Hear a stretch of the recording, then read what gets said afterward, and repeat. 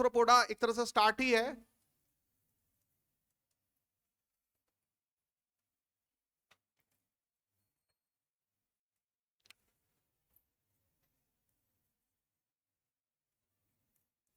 Phylum arthropoda में दो चीजें कल हम लास्ट क्लास में हम लोगों ने डिस्कस कर लिया था। एक तो लार्जेस्ट फाइलम है, ठीक है, ये लार्जेस्ट फाइलम है, largest phylum of animal kingdom, of animal kingdom, animal kingdom का सबसे बड़ा फाइलम है ये। और दूसरा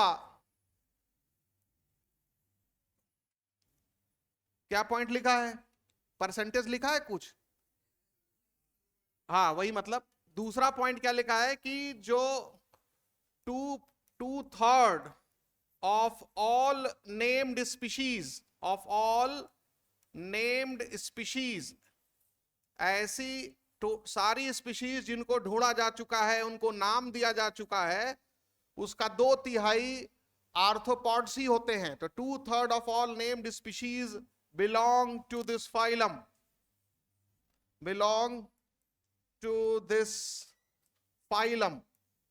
तो इस फाइलम से सबसे ज्यादा स्पीशीज आती हैं, ठीक है, यानी टोटल जितनी स्पीशीज नोन है उसका 2/3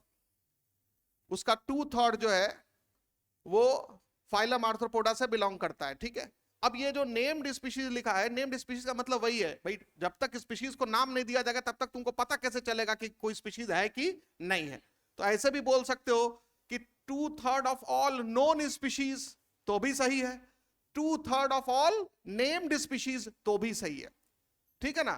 तो ये कोई मतलब नहीं कि नेम्ड स्पीशीज ही रहेगा तभी तुम उसको समझ पाओगे, नोन स्पीशीज भी है तो भी बिना नाम के नोन जो है वो नहीं हो सकता। तो ये दो पॉइंट शुरुआत में ही लिखा गया है। और आर्थ्रोपोडा में ही इंसेक्ट्स आते हैं, क्या आते हैं, इंसेक्ट्स। बल्कि देखा जाए तो इंसेक्ट ही सबसे बड़ा क्लास है किसी भी फाइलम में। तो आर्थ्रोपोडा का सबसे बड़ा क्लास कौन सा है, insecta, largest class of animal kingdom. Animal kingdom में सबसे बड़े क्लास की बात की जाए तो वो इंसेक्टा है, यानी कि ये 2/3 ऑफ ऑल नोन स्पीशीज और आर्थ्रोपोड्स, इसमें भी सबसे ज्यादा कौन है, इंसेक्ट्स है।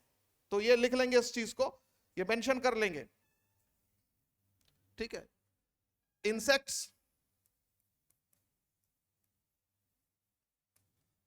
Are largest animal group, animal group, insects are the largest animal group, ठीक है। अब जब हम एनिमल ग्रुप की बात करते हैं तो हम यहां क्लास की बात कर रहे हैं, किसकी बात कर रहे हैं, क्लास, यानी सबसे बड़ा क्लास अगर एनिमल में पूछा जाए तो क्या है, insects. They belong to Arthropoda, belong to Arthropoda, belong to Arthropoda. तो ये आर्थ्रोपोडा से बिलोंग करते हैं, ठीक है। ये समझ में आ रहा क्यों लाइन से बैठे हैं, तुम राजा साहब हो क्या कि वहीं बैठोगे, उठ के खड़े हो जाने तो भाग जाओ छोड़ के क्लास, ठीक है ना। दो चीज सुन लेना, समझ लेना आइंदे से, सारे बच्चों को आगे बैठाया गया है ना, लाइन से बैठ जाओ यहीं आगे। और सुनो राजकुमार, कोई भी आता है ठकेल के आगे बैठाओ, कोई भी चेयर आगे खाली नहीं होनी चाहिए, पीछे खाली रहना चाहिए पूरा। तो insects are largest animal group, belong to Arthropoda. ये 3 पॉइंट आप लोग लास्ट क्लास में भी पढ़े थे, बताया गया था। अब फाइलम आर्थ्रोपोडा शब्द जो है वो 2 शब्दों से बना हुआ है, आर्थ्रोज और पोडा, ज्वाइंटेड अपेंडेजेस बताए थे। तो फाइलम आर्थ्रोपोडा शब्द का मतलब होता है jointed appendages, animal having jointed appendages, jointed appendages, animal having jointed appendages, ठीक है। अपेंडेजेस का मतलब होता है शरीर से जो भी स्ट्रक्चर निकला हुआ है, चाहे लेग निकला हो, चाहे एंटीना निकला हो, चाहे कोई भी स्ट्रक्चर निकला हो शरीर से, उन सभी में क्या होंगे? जोड़ होंगे। क्या होंगे? जोड़ होंगे। और एक दो जोड़ नहीं होंगे, दसों बीसों की संख्या में जोड़ होंगे, मल्टीपल नंबर ऑफ ज्वाइंट्स होंगे। तो इसीलिए कहा जाता है कि ऐसे एनिमल हैं जिनके अपेंडेजेस में ज्वाइंट्स पाए जाते हैं। क्या पाए जाते हैं? ज्वाइंट्स पाए जाते हैं। ठीक है, तो एनिमल हैविंग ज्वाइंटेड अपेंडेज, ये हो गया आर्थ्रोपोडा फाइलम का कैरेक्टरिस्टिक फीचर।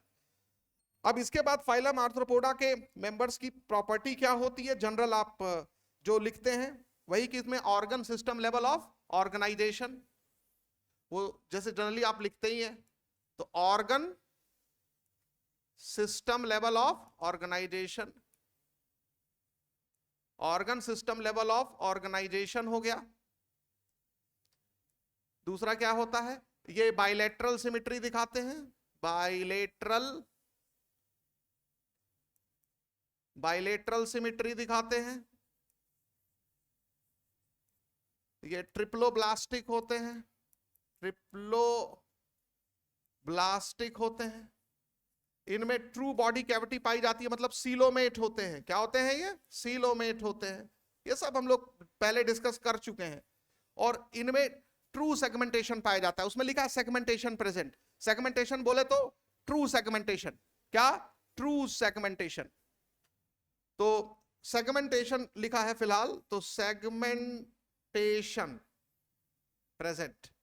बेटा जब सेगमेंटेशन प्रेजेंट लिखते हैं इसका मतलब वही है मेटामेरिज्म, मेटामेरिज्म, मेटामेरिज्म। तो मेटामेरिज्म सीन, मेटामेरिज्म जब कहते हैं मतलब इसका ट्रू सेगमेंटेशन से होता है। ठीक, तो जब भी मेटामेरिज्म कहेंगे तो ट्रू सेगमेंटेशन। इसके पहले ट्रू सेगमेंटेशन किस में देखा गया था? बोलिए, किस में देखा गया था? एनेलिडा में। कौन कौन से फाइलम है जिसमें ट्रू सेगमेंटेशन देखा जाता है? एनेलिडा, आर्थ्रोपोडा और कॉर्डेटा। तीन फाइलम बताया था, एनेलिडा, आर्थ्रोपोडा और कॉर्डेटा। ये तीन फाइलम है जिसमें सेगमेंटेशन देखा जाता है। जब हम सेगमेंटेशन बोलते हैं तो ट्रू सेगमेंटेशन उसका मतलब होता है। जब हम सेगमेंटेशन कहते हैं तो क्या मतलब होता है? ट्रू सेगमेंटेशन उसका मतलब होता है। आप एकदम पेज एकदम आखिरी में जाओ, लास्ट में जाओ, वो जो चार्ट बनाया हुआ है, फाइलम वाला बनाया ना चार्ट, उसमें जरा सेगमेंटेशन वाला कॉलम देखो। उसमें देखो कि सब में सेगमेंटेशन एब्सेंट एब्सेंट एब्सेंट लिखा है, केवल तीन फाइलम में देखो लिखा होगा प्रेजेंट। अंडरलाइन कर लो उसको, एनेलिडा, आर्थ्रोपोडा और कॉर्डेटा। तो कोई भी चीज बाहर से नहीं है, वो कहीं ना कहीं आगे पीछे से निकाल के बताया जा रहा है। ठीक है, समझ में आ गया? ये क्लियर हो गया? अब देखो, तो सेगमेंटेशन, सेगमेंटेशन जो होगा वो देखा जाएगा आर्थ्रोपोडा में भी। क्लियर हो गया? अच्छा, अब आगे बढ़ते हैं। अब देखो नेक्स्ट, अब यहां पर जो नेक्स्ट पॉइंट है, जो आर्थ्रोपोडा होता है उसकी बॉडी, उसकी बात करते हैं। जो आर्थ्रोपोडा है उनकी बॉडी कवर्ड रहती है एक्सोस्केलेटन से, काइटिन का बना होता है। किसका बना होता है? काइटिन का। तो body is covered with chitinous exoskeleton. तो body is covered by chitinous exoskeleton, chitinous exoskeleton. तो body is covered by chitinous exoskeleton. Chitin का बना होता है। बेटा काइटिन की सेल वॉल बनी होती है किस ऑर्गेनिज्म में? काइटिन की सेल वॉल किस ऑर्गेनिज्म में होती है? फंजाई में होती है। तो काइटिन आपको किस एनिमल में मिलता है? आर्थ्रोपोडा में। तो काइटिन जो है फंजाई में भी मिलता है और काइटिन आर्थ्रोपोडा में भी मिलता है। ठीक है, ये ध्यान रखना। तो बॉडी जो है वो कवर्ड रहता है काइटिनस एक्सोस्केलेटन से। ठीक है, अच्छा, ये काइटिन जो है वो पॉलीसैकेराइड है। क्या है ये? पॉलीसैकेराइड है। तो ये काइटिन जो होता है ये पॉलीसैकेराइड है, ध्यान रखना। वो बायोमोलिक्यूल में पढ़ेंगे हम लोग। ये पॉलीसैकेराइड है। जैसे सेलुलोज पॉलीसेकेराइड होता है, तो ये भी पॉलीसेकेराइड्स होते हैं, ठीक है, पॉलीसेकेराइड, पॉलीसेकेराइड, ठीक है। जनरली इसमें जो कहा जाए तो कार्बन, हाइड्रोजन, ऑक्सीजन तो होगा ही, साथ में इसमें नाइट्रोजन भी होता है, तो नाइट्रोजन कंटेनिंग पॉलीसेकेराइड है ये भाई। ग्लाइकोजन भी पॉलीसेकेराइड है, सेलुलोज भी पॉलीसेकेराइड है, स्टार्च भी पॉलीसेकेराइड है, लेकिन इन सभी में देखोगे तो नाइट्रोजन नहीं होगा। लेकिन काइटिन ऐसा पॉलीसेकेराइड है जिसमें नाइट्रोजन एलिमेंट भी होता है, कार्बन, हाइड्रोजन, ऑक्सीजन और नाइट्रोजन, तो ये नाइट्रोजिनस पॉलीसेकेराइड है, ठीक है। तो ये हो गया जो आर्थ्रोपोडा है उसकी बॉडी किससे कवर्ड रहती है। और इसके बॉडी में अब जो भी चीज यहां डिस्कशन में लाएगा एनसीईआरटी बुक, वो बेसिकली इंसेक्ट को ध्यान में रख के लाएगा। किसको ध्यान में रख के लाएगा? इंसेक्ट को ध्यान में रख के लाएगा। अब बॉडी जो है उसके आर्थ्रोपोडा की वो 3 पार्ट में डिवाइडेड होती है। बॉडी जो है वो उसके 3 पार्ट होते हैं, हेड, थोरैक्स और एब्डोमेन। मिला? तो हेड होता है, थोरैक्स होगा और एब्डोमेन होगा। तो हेड, थोरैक्स और एब्डोमेन, तो बॉडी में 3 पार्ट होते हैं, हेड, थोरैक्स और एब्डोमेन।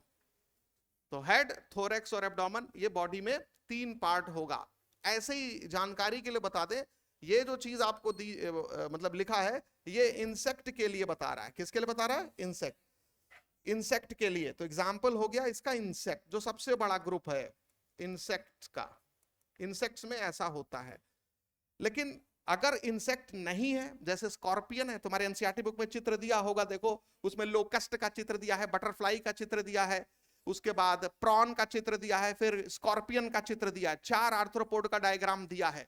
तो इन 4 आर्थ्रोपोड का अगर बॉडी देखोगे तो 2 में तो ठीक है कि body is divided into head, thorax and abdomen. कौन से 2 में? लोकस्ट भी इंसेक्ट है और बटरफ्लाई भी क्या है? इंसेक्ट है। तो बटरफ्लाई, यही तो ध्यान रखना है आपको, तो लोकस्ट भी इंसेक्ट है और बटरफ्लाई भी इंसेक्ट है। लोकस्ट भी इंसेक्ट है और बटरफ्लाई भी इंसेक्ट है। और इन दोनों में बॉडी के 3 हिस्से होते हैं, हेड, थोरैक्स एंड एब्डोमेन। लेकिन जब हम स्कॉर्पियन की बात करते हैं, जब हम प्रॉन की बात करते हैं, तो वहां बॉडी में 2 ही पार्ट होते हैं, क्योंकि वहां हेड और थोरैक्स अलग अलग नहीं दिखता। हेड और थोरैक्स आपस में फ्यूज हो जाते हैं और उसको सिफेलोथोरैक्स बोलते हैं। क्या बोलते हैं? तो ये चीज मेंशन कर लेना, क्योंकि डायग्राम में नहीं, मतलब थ्योरी में तो नहीं लिखा है, लेकिन डायग्राम में साफ साफ मेंशन कर रहा है। तो यहां ध्यान रखेंगे, बॉडी जो है वो या तो हेड, थोरैक्स, एब्डोमेन में डिवाइडेड होगा, या सिफेलोथोरैक्स और एब्डोमेन में डिवाइडेड होगा। 2 पार्ट में बॉडी डिवाइडेड होगा, ठीक है। और ये सिफेलोथोरैक्स जो होता है, सिफेलो मतलब हेड और थोरैक्स मतलब थोरैक्स, जो लिखा है नाम में। हेड और थोरैक्स आपस में फ्यूज रहेंगे, एक ही स्ट्रक्चर बनाएंगे, जिनको क्या बोलेंगे? सिफेलोथोरैक्स। तो सिफेलोथोरैक्स मतलब होता है हेड प्लस थोरैक्स आपस में फ्यूज हो गए। बेटा, फ्यूज होने का मतलब है कि इन दोनों में डिस्टिंक्शन करना मुश्किल हो जाता है कि कहां तक हेड है और कहां से थोरैक्स शुरू हुआ। इस तरह से फ्यूजन होगा। तो ये ध्यान रखना कि हेड प्लस थोरैक्स ये दोनों से मिलके बना होगा और ये फ्यूज्ड होगा। क्या होगा? फ्यूज्ड होगा। कितने लोगों को समझ में आ गया ये चीज? ये समझ में आ रहा है? तो ये चीज ध्यान रखना। अच्छा, जैसे इसका डायग्राम से समझने की कोशिश करो। तो अब जैसे ये इंसेक्ट है, तो इंसेक्ट में क्या होगा? ये हेड हो गया, ये थोरैक्स हो गया, ठीक। और ये देखो, ये क्या हो गया? एब्डोमेन हो गया। एब्डोमेन में भी बहुत सारे सेगमेंट्स होते हैं, ठीक। ऐसे ही थोरैक्स में यूजुअली 3 सेगमेंट होते हैं। कितने होते हैं? 3 सेगमेंट होते हैं, 1 2 3। तो ये देखो, हेड हो गया, इस सेगमेंट को बोलेंगे, ये वाला हिस्सा है हेड, ये वाला हिस्सा क्या हो गया? थोरैक्स। और ये पूरा हिस्सा क्या हो गया? एब्डोमेन हो गया। तो आर्थ्रोपोड की बॉडी में यूजुअली 3 हिस्से होते हैं। क्योंकि इंसेक्ट बहुत ज्यादा होता है इसकी संख्या, तो इसलिए जब हम रिप्रेजेंटेटिव की बात करते हैं तो इंसेक्ट को लेते हैं समझाने के लिए आर्थ्रोपोडा में। लेकिन अगर यही हम बात करें कि बॉडी में 2 हिस्से होते हैं, सिफेलोथोरैक्स तो फिर आप ये प्रॉन देख लो, ऐसे दिखाता है ना, प्रॉन ऐसे बना करके, ऐसे बनाता है ना प्रॉन। तो आप ये देखेंगे कि प्रॉन की जो बॉडी होती है, प्रॉन की बॉडी में ये जो पूरा बड़ा सा पोर्शन देख रहे हो, इसमें हेड और थोरेक्स दोनों शामिल है। तो ये सिफेलोथोरेक्स हो गया, ये क्या हो गया, सिफेलोथोरेक्स हो गया। और ये जो पोर्शन है इधर वाला, 1 2 3 4 इतने जो सेगमेंट दिख रहे हैं, ये सारे किसके सेगमेंट्स हैं, एब्डामन के। कितने लोगों को समझ में आ गया ये चीज? ये इस तरह से आपको ये इस तरह का क्लासिफिकेशन आपको किस में मिलेगा, स्कॉर्पियन में मिलेगा और प्रॉन में मिलेगा, जो आपके एनसीईआरटी बुक में जो चित्र दिया है, इसलिए समझाना जरूरी था, ठीक है। तो इस तरह का जो एग्जाम्पल आपसे पूछ ले तो लिख लेना, स्कॉर्पियन है। और दूसरा क्या है, दूसरा क्या है, प्रॉन है, ठीक है। तो स्कॉर्पियन और प्रॉन में ये आपको बॉडी में 2 डिविजन्स मिलेंगे, जबकि इंसेक्ट में बॉडी में 3 डिविजन्स मिलेंगे, ठीक है। तो ये हो गया बॉडी में जो डिविजन्स है। अब नेक्स्ट जो डिस्कशन है वो देखो, अब इसके बाद जिक्र कर रहा है कि आर्थ्रोपोडा, आर्थ्रोपोडा में जो सर्कुलेटरी सिस्टम है वो ओपन टाइप का होता है। क्या होता है, open type of circulatory system. तो आर्थ्रोपोडा में open type of circulatory system होता है, open type of circulatory system, ये लिख लेना, ठीक है। सर्कुलेटरी सिस्टम की शुरुआत तो एनेलिडा से हो जाती है और उसके बाद आगे कॉर्डेटा तक आपको सर्कुलेटरी सिस्टम मिलेगा। और शुरू में एनेलिडा में क्लोज सर्कुलेटरी सिस्टम था, फिर आर्थ्रोपोडा में क्या हो जाएगा, ओपन सर्कुलेटरी सिस्टम होगा, ठीक है। तो आर्थ्रोपोडा में open type of circulatory system होता है, ठीक। उसके बाद इसमें जो रिस्पायरेशन होगा वो अलग अलग स्ट्रक्चर से होगा। रिस्पायरेशन जो आर्थ्रोपोडा में होता है वो अलग अलग स्ट्रक्चर से होता है। तो रिस्पायरेशन बाय गिल्स से भी मिलता है, बुक गिल होता है एक अलग सा स्ट्रक्चर, उससे भी रिस्पायरेशन होता है। फिर बुक लंग्स से होता है रिस्पायरेशन, ठीक है। और उसके बाद फिर ट्रैकिया से होता है रिस्पायरेशन, ट्रैकिया। तो 4 तरह के रिस्पायरेटरी स्ट्रक्चर्स आपको आर्थ्रोपोडा में मिलेंगे, 4 तरह के रिस्पायरेटरी स्ट्रक्चर्स आर्थ्रोपोडा में मिलेंगे। एक तो गिल्स मिलेगा, बुक गिल्स मिलेंगे, बुक लंग्स मिलेंगे और ट्रैकिया मिलेंगे। हमें इनके स्ट्रक्चर पर जाना ही नहीं है, नाम बस आपको याद रखना है कि कौन कौन से रिस्पिरेटरी ऑर्गन्स होते हैं, स्ट्रक्चर्स होते हैं आर्थ्रोपोडा में। तो गिल्स, बुक लंग्स और ट्रैकिया। अब यहां पर एग्जाम्पल जरूर आप चाहे तो नोट कर ले। यहां पर जो ट्रैकिया है वो इंसेक्ट्स में होता है, किस में होता है, इंसेक्ट्स में। तो ट्रैकिया रिस्पिरेटरी ऑर्गन होता है किसका, इंसेक्ट्स का, ठीक है। बुक लंग्स ये स्कॉर्पियन का होता है, बिच्छू में, इन स्कॉर्पियन, ठीक है। और बुक गिल्स जो होता है, बुक गिल्स ये उसमें एक एग्जाम्पल दिया होगा, किंग क्रैब लिमुलस, जिसको लिविंग फॉसिल कहते हैं, उसमें क्या होता है, बुक गिल्स होता है। तो किंग क्रैब याद रखना बेटा, इसके नाम में क्रैब है परंतु एक क्रैब फैमिली से नहीं बिलोंग करता है, लिमुलस। और ये लिविंग फॉसिल इसको कहा जाता है। क्यों लिविंग फॉसिल कहा जाता है, ये सबसे प्रिमिटिव आर्थ्रोपॉड है। मतलब ये आज से धरती पर लाखों साल पहले आया और आज भी अपने प्रिमिटिव कैरेक्टर के साथ जिंदा है। इन्वायरमेंट बदलता जा रहा है समय के साथ, लेकिन ये अपने आप को नहीं बदल रहा है। जब कोई इंसान अपने आप को नहीं बदलता है तो उस इंसान को क्या कहते हैं, बेहया। क्या कहते हैं, बेहया, जैसे तुम लोग हो, ठीक है। तो लिमुलस जो होता है वो समय के हिसाब से अपने आप को नहीं बदलता है, क्योंकि अगर इन्वायरमेंट बदलेगा तो ऑर्गेनिज्म को उसमें जिंदा रहने के लिए अपने आप को भी बदलना पड़ेगा, वरना सरवाइव नहीं करेगा। वो अपने आप को बिना बदले हुए भी जिंदा है, अपने पुराने कैरेक्टर के साथ भी जिंदा है। आज दूसरे ऑर्गेनिज्म में वो कैरेक्टर नहीं है, ऑर्गेनिजम्स ने अपने कैरेक्टर को बदल लिया है, लेकिन किंग क्रैब या लिमुलस ने अपने कैरेक्टर को नहीं बदला है, अपने उन्हीं पुराने कैरेक्टर के साथ वो आज भी धरती पर जीवित है। तो इसलिए उसको लिविंग फॉसिल बोला जाता है। क्या बोला जाता है, लिविंग फॉसिल बोला जाता है। तो किंग क्रैब या लिमुलस जो होता है इसको लिविंग फॉसिल कहते हैं। और क्यों लिविंग फॉसिल कहते हैं, ये बात समझ में आई कि नहीं समझ में आई?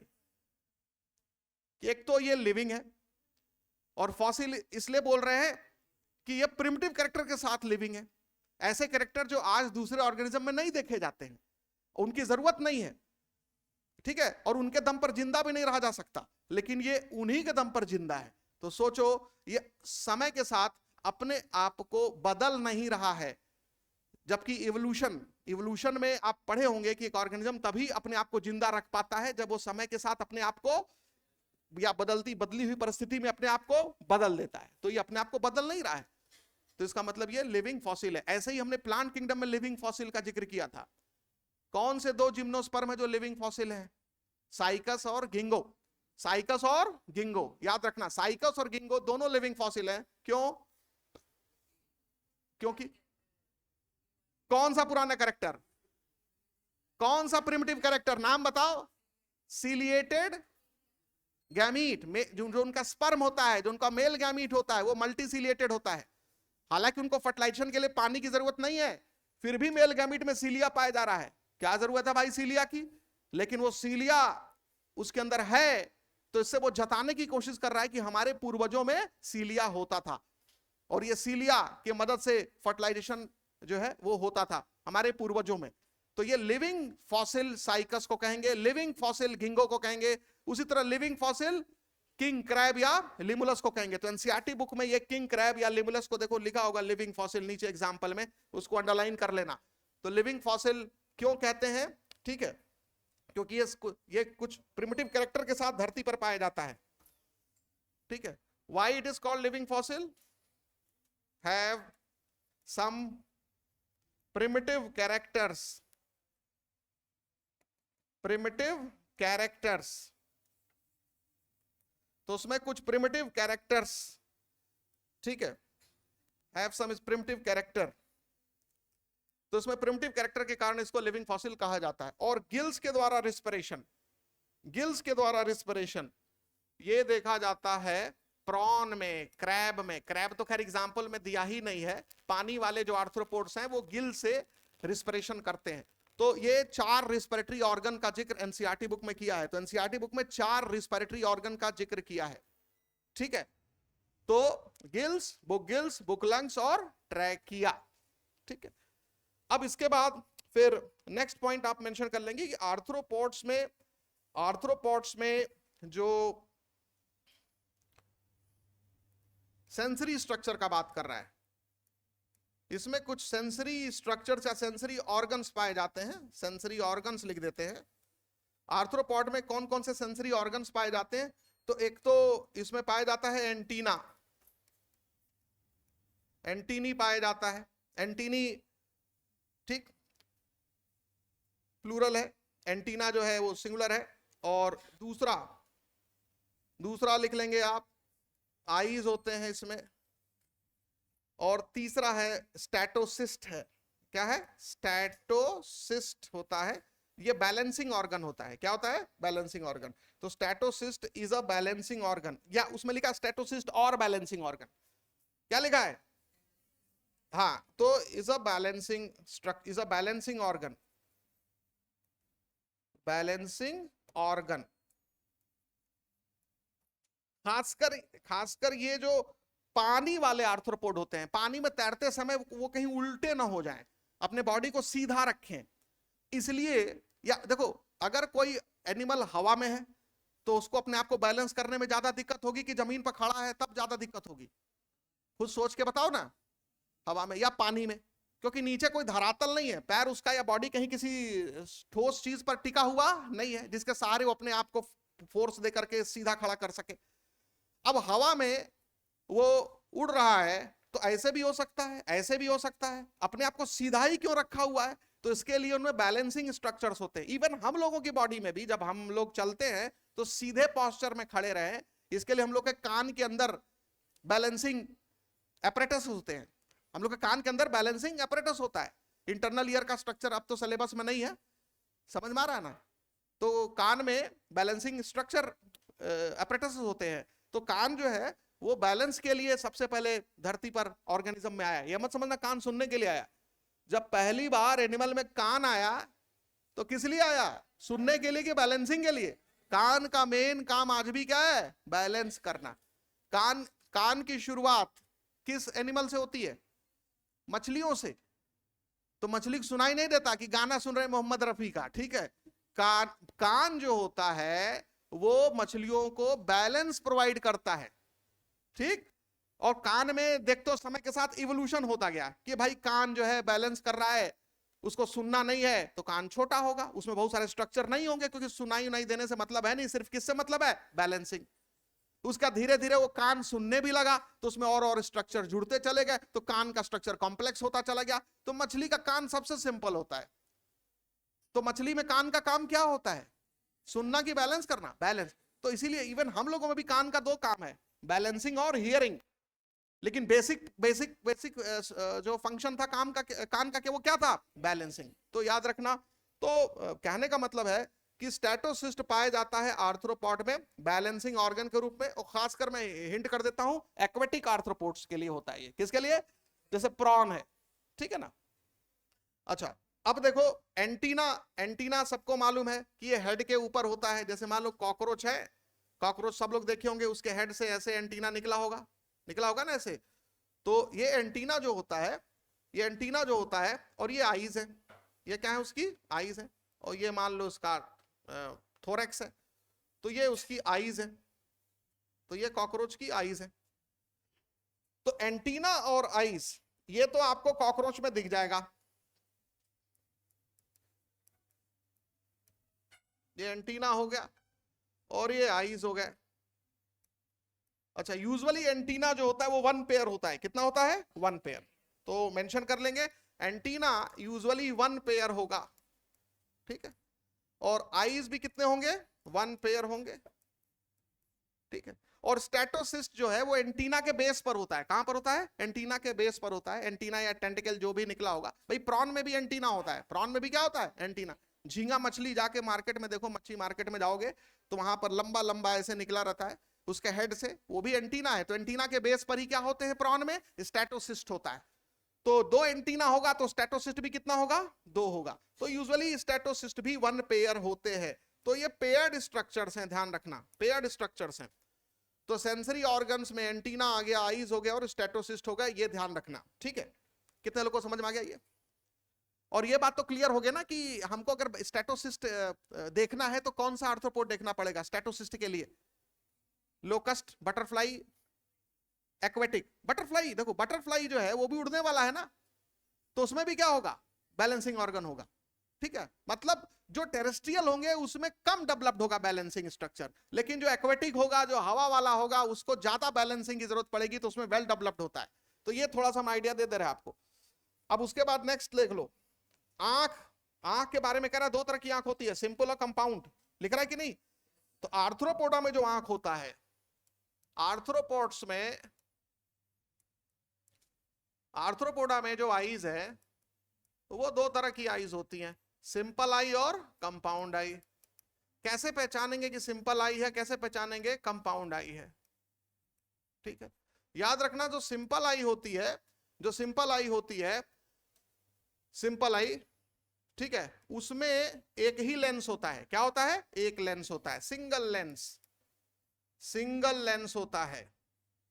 और जब एक ही लेंस होगा तो किसी ऑब्जेक्ट का कितना इमेज बनेगा? मान लो ये ऑब्जेक्ट है तो उसका एक ही इमेज बनेगा। क्या बनेगा? एक ही इमेज बनेगा, ठीक है। ये मालूम है ना उल्टा बनता है, ये गलत बना है कि सही बना है? ब्रेन में जाके सीधा हो जाता है, मालूम है ना आपको। तो मैं कहने का मतलब क्या है कि सिंगल इमेज बनेगा of an object, of an object. और तीसरा चीज, वो किसी ऑब्जेक्ट को समूचा देखेगा ऊपर से नीचे तक, ठीक है।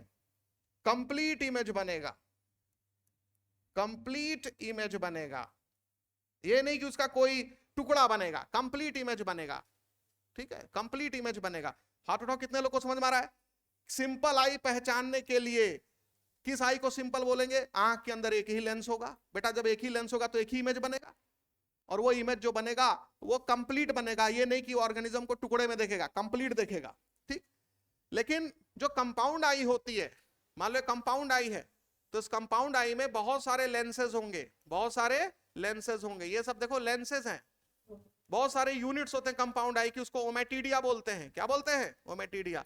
और हर ओमेटिडिया में एक लेंस होता है, तो हम इसीलिए ओमेटिडिया शब्द ना बोल करके बोल दे रहे कि इसमें बहुत सारे लेंसेज होते हैं।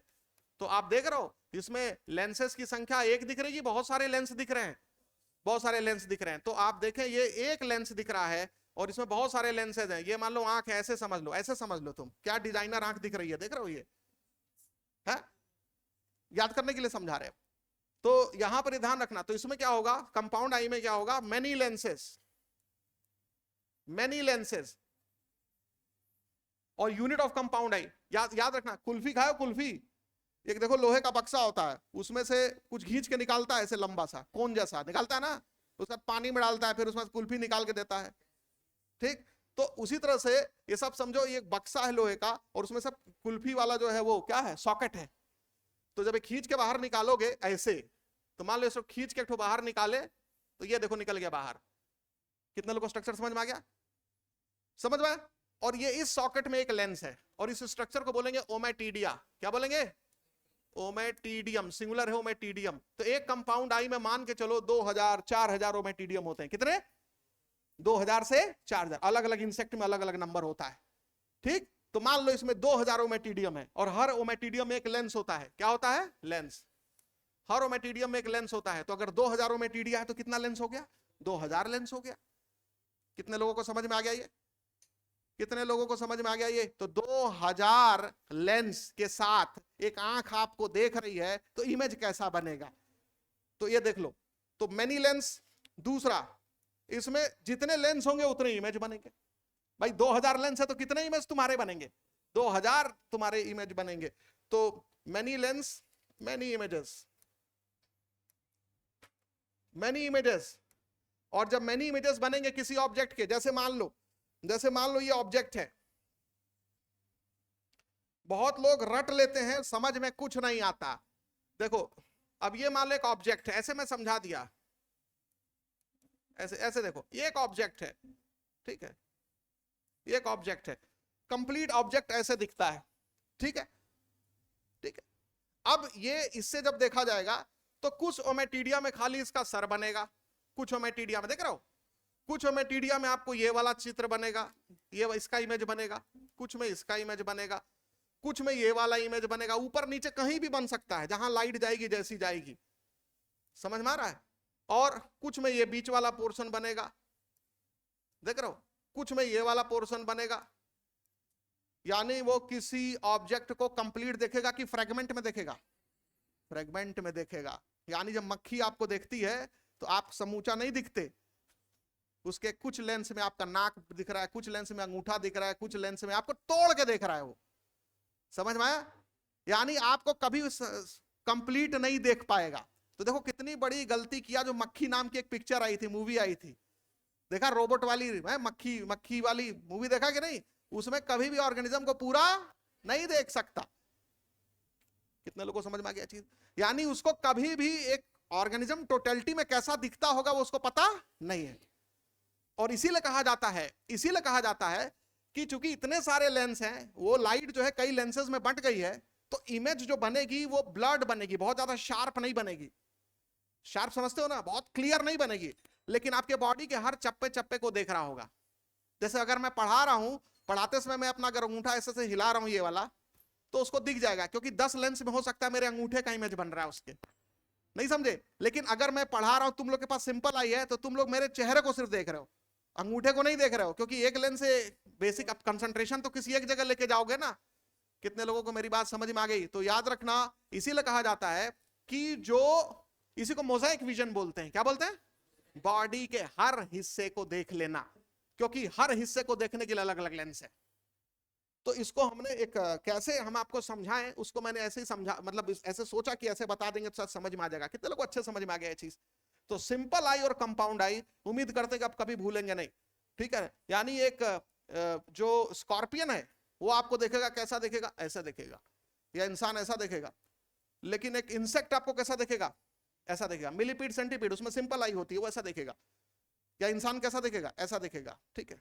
चलिए, तो many images of an object, यानी किसी ऑब्जेक्ट के बहुत सारे इमेजेस बनते हैं, ठीक है। Of an object. अब इसके पहले भी तुम सिंपल आई कंपाउंड आई पढ़े होगे, क्या समझे होगे तुम ही जानो, ठीक है। और ये फ्रेगमेंटेड इमेज बनेगा, फ्रेगमेंटेड इमेजेस बनते हैं, फ्रेगमेंटेड इमेजेस बनते हैं, कंप्लीट इमेज नहीं बनता है, ठीक है। और वो डायग्राम से बना लेना, तो समझ में आ गया। और तो कुछ जो आर्थ्रोपोड होते हैं उसमें सिंपल आई होती है, कुछ आर्थ्रोपोड होते हैं जिनमें कंपाउंड आई होती है, ठीक है। और कंपाउंड आई वाला एग्जांपल ज्यादा कॉमन पूछा जाता है, इंसेक्ट्स। क्या है? इंसेक्ट। तो इंसेक्ट में कौन सी आई होती है? कंपाउंड आई होती है।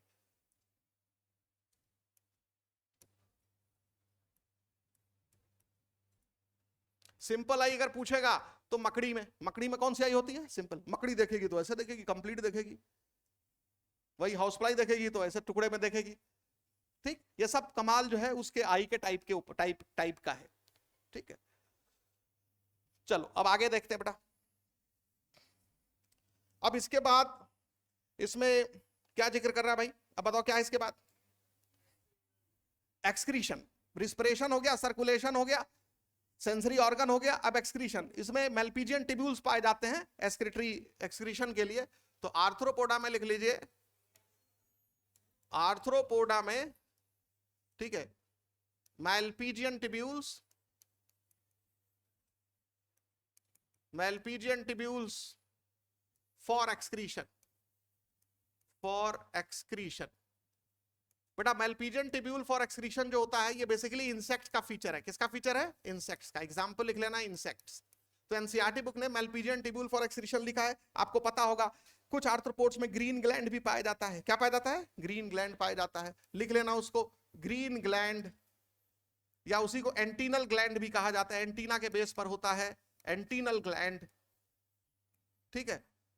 तो ग्रीन ग्लैंड या एंटीनल ग्लैंड भी एक्सक्रीशन के लिए ही होता है, लेकिन ये प्रॉन में देखा जाता है। किस में देखा जाता है? प्रॉन में देखा जाता है। एनसीईआरटी बुक लिख नहीं रही है तो ऐसा मत कह देना कि प्रॉन में भी मेल्पिजियन टिब्यूल मार देना। एग्जांपल तो प्रॉन भी दिया है, नहीं समझे? तो मेल्पिजियन टिब्यूल लिख, मैंने क्या बोला कि जब आर्थ्रोपोडा को डिस्कस कर रहा है तो उसके दिमाग में कौन सा एनिमल है? इंसेक्ट है। तो इंसेक्ट को ध्यान में रख करके ज्यादातर पॉइंट्स वो बता रहा है, ठीक है। तो मैं क्या कर रहा हूं? कंट्रास्ट में बता दे रहा हूं। मेल्पिजियन टिब्यूल होता है तो मेल्पिजियन टिब्यूल इंसेक्ट में होता है, ज्यादातर आर्थ्रोपोड में होता है, लेकिन प्रॉन में क्या होगा?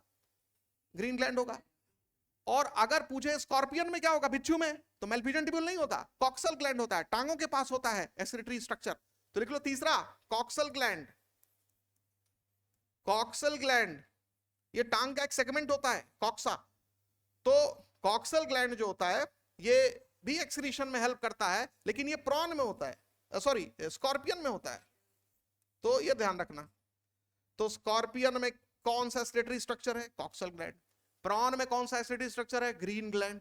और इंसेक्ट में कौन सा एक्सक्रीटरी स्ट्रक्चर है? मेल्पिजियन टिब्यूल। तो यहां थोड़ा सा आपको 3-4 पॉइंट एक्स्ट्रा मिल जा रहे हैं, क्योंकि हमको कंट्रास्ट में बताना पड़ रहा है। अगर यही ना एग्जाम्पल में दिया रहता प्रॉन का नाम या स्कॉर्पियन का नाम, तो हम ये दो नाम नहीं बताते आपको। कितने लोगों को क्लियर हुआ ये? ठीक है, अब आगे बढ़ते हैं। तो ये एक्सक्रीटरी स्ट्रक्चर का जिक्र हो गया। कितने तरह के एक्सक्रीटरी स्ट्रक्चर होते हैं आर्थ्रोपोडा में? 3 तरह का, मेल्पिजियन टिब्यूल, ग्रीन ग्लैंड और कॉक्सल ग्लैंड, ठीक है। मेल्पिजियन टिब्यूल एनसीईआरटी बुक में लिखा है, इन दोनों का नाम नहीं लिखा है, ये दोनों आप लिख लेना, ठीक है, क्योंकि उनके एग्जाम्पल दिए गए तो मजबूरी में मुझे बताना पड़ रहा है, ठीक है। अब इसके बाद क्या बेटा, क्या जिक्र किया? हाँ, अब इनका जो सेक्स ओरिएंटेशन है, ये जो होते हैं वो यूनिसेक्सुअल होते हैं, यानी मोस्टली डायोशियस होते हैं। मोस्टली लिख लेना, डायोशियस मोस्टली लिखा है ना, हाँ, तो मोस्टली डायोशियस लिखना। डायोशियस मतलब मेल और फीमेल अलग अलग होते हैं, यानी यूनिसेक्सुअल, ठीक है। और यूजुअली इनमें कौन सा फर्टिलाइजेशन होता है? यूजुअली इंटरनल फर्टिलाइजेशन, बॉडी के अंदर। तो यूजुअली इंटरनल फर्टिलाइजेशन होता है, इंटरनल फर्टिलाइजेशन होता है। तो यूजुअली इनमें इंटरनल फर्टिलाइजेशन होता है, ठीक, इंटरनल फर्टिलाइजेशन होता है। और ये ज्यादातर ओवीपैरस होते हैं। क्या होते हैं? ओवीपैरस। लिखा है ना मोस्टली ओवीपैरस, खाली ओवीपैरस लिखा है कि मोस्टली उसली कुछ लिखा है? हाँ, तो लिख लो मोस्टली ओवीपैरस, क्योंकि जो बिच्छू होता है, बिच्छू वो बच्चे देता है, तो उसको ओवीपैरस बोल देते हैं कई बार, या कई बार कुछ किताबों में विवीपैरस लिखा हुआ है, तो इसलिए मोस्टली शब्द जरूर लिख लेना, मोस्टली ओवीपैरस। तो मोस्टली ओवीपैरस याद रखना। Usually internal fertilisation, mostly dioecious, ठीक है। और एक चीज तो तुमको बता दे, जो एक तरह से देखा जाए तो प्लैटीहेल्मिन्थीज के आगे जो भी फाइलम तुम पढ़ रहे हो, एस्के हेल्मिन्थीज, एनिलिडा, अभी आर्थ्रोपोडा पढ़ रहे हो, आगे कॉर्डेटा तक जाओगे, इन सभी में केवल सेक्सुअल रिप्रोडक्शन होगा, ए सेक्सुअल रिप्रोडक्शन नहीं होगा। लास्ट फाइलम जिसमें ए सेक्सुअल रिप्रोडक्शन देखा जाता है वो है प्लैटीहेल्मिन्थीज, जिसमें प्लेनेरिया जो है, बोलते हैं ना हाई रिजनरेशन पार, अगर उसकी बॉडी को तुम 3 हिस्से में काट दो तो हर हिस्से से एक नया प्लेनेरिया बन जाता है। हालांकि उसके पहले भी एक फाइलम था टीनोफोरा, टीनोफोरा में भी लिखा है कि सेक्सुअल रिप्रोडक्शन ओनली, यानी इसमें ए सेक्सुअल रिप्रोडक्शन नहीं होता। ध्यान से सुनो, पोरीफेरा में ए सेक्सुअल और सेक्सुअल दोनों रिप्रोडक्शन होता है, पहला फाइलम। सीलेंट्रेटा में भी ए सेक्सुअल और सेक्सुअल दोनों होता है, लिखा हो चाहे ना लिखा हो। उसका टीनोफोरा में सिर्फ क्या होता है, सेक्सुअल, ठीक। उसके बाद प्लैटीहेल्मिन्थीज में सेक्सुअल मोस्टली होगा, सिर्फ प्लेनेरिया में क्या होगा, ए सेक्सुअल सेक्सुअल दोनों होगा, एक मेंबर पर आ गया। और उसके आगे के सारे फाइलम जो होंगे उन सभी में क्या होगा, सेक्सुअल। तो वो लिखे ना लिखे कोई मतलब नहीं है, ठीक है ना, क्योंकि आगे वाला फाइलम देखो, मोलस्का को देखो, मोलस्का में लिखा है सेक्सुअल रिप्रोडक्शन, हेडिंग डालो, अंडरलाइन करो, मोलस्का में क्या लिखा है, सेक्सुअल रिप्रोडक्शन। नीचे की जो मोलस्का जब खत्म हो रहा होगा 2-3 लाइन बजाओ, लिखा है मोलस्का में सेक्सुअल रिप्रोडक्शन देखा जाता है। मोलस्का में ढूंढ लो, या इकानोडर्मेटा में देखो, चलो इकानोडर्मेटा फाइलम में जाओ, क्योंकि वो बताना जरूरी है। इकानोडर्मेटा में कौन सा रिप्रोडक्शन है, सेक्सुअल। तो आखिर एक फाइलम में लिख रहा हूं सेक्सुअल, तो उसके पहले फाइलम में काहे छोड़ दिया, तो दिमाग में जा रहा ना कि क्या उसमें सेक्सुअल एसेक्सुअल दोनों होता है कि केवल सेक्सुअल होता है, तो लिख लो इसको। आर्थ्रोपोडा में भी कौन सा रिप्रोडक्शन, सेक्सुअल। इसके बाद मोलस्का आएगा, उसमें भी क्या लिख देना, सेक्सुअल। तो ये चीज ध्यान रखना, सेक्सुअल रिप्रोडक्शन ही देखा जाता है, लिखा हो चाहे ना लिखा हो, ठीक है। और इसमें लिख लेना डेवलपमेंट डायरेक्ट और इनडायरेक्ट, दोनों तरह का डेवलपमेंट हो सकता है। तो डेवलपमेंट आर्थ्रोपोडा में डायरेक्ट और इनडायरेक्ट, मतलब लार्वल स्टेज पाई भी जा सकती है, नहीं भी पाई जा सकती है, कुछ में इनडायरेक्ट, ठीक है। तो डेवलपमेंट डायरेक्ट और इनडायरेक्ट। बेटा इनडायरेक्ट का मतलब क्या है, लार्वल स्टेज प्रेजेंट, ठीक है। अच्छा, तो ये ध्यान रखना है। अब जैसे डायरेक्ट डेवलपमेंट वाला कोई आर्थ्रोपोड बताओ, स्कॉर्पियन में क्या है, डायरेक्ट डेवलपमेंट है, कोई लार्वा स्टेज नहीं होता, बिच्छू का कोई लार्वा नहीं होता। इनडायरेक्ट डेवलपमेंट में इंसेक्ट्स है तमाम, नहीं बहुत सारे इनडायरेक्ट डेवलपमेंट वाले आपको, वो भी जिसमें लार्वल स्टेज नहीं मिलता है, जैसे सिल्वर फिश है, उसमें भी लार्वल स्टेज नहीं मिलता। सिल्वर फिश समझते हो ना, सिल्वर फिश नाम सुने कि नहीं सुने हो, अरे किताबों से एक मछली रंग का सुनहले सिल्वर कलर का कीड़ा निकल के नहीं भागता कभी कभी, मछली जैसा छोटा सा होता है। कभी किताब का पन्ना उन्ना खोलो, पुरानी किताब, तो उसमें तुमको सिल्वर कलर का चांदी जैसे चमक वाला एक रेंगता हुआ कीड़ा निकल के भागता है। कितने लोग देखे, हाथ उठाओ पहले। तुम लोग कहां से आए हो कि ये दिखा ही नहीं आज तक है, कहां से आए हो, बहुत साफ सुथरी जगह में रहते हो लगता है। कॉपी किताब में कई दिनों की रात, तो कॉपी किताब ही नहीं होगी तुम लोग के पास, ठीक है।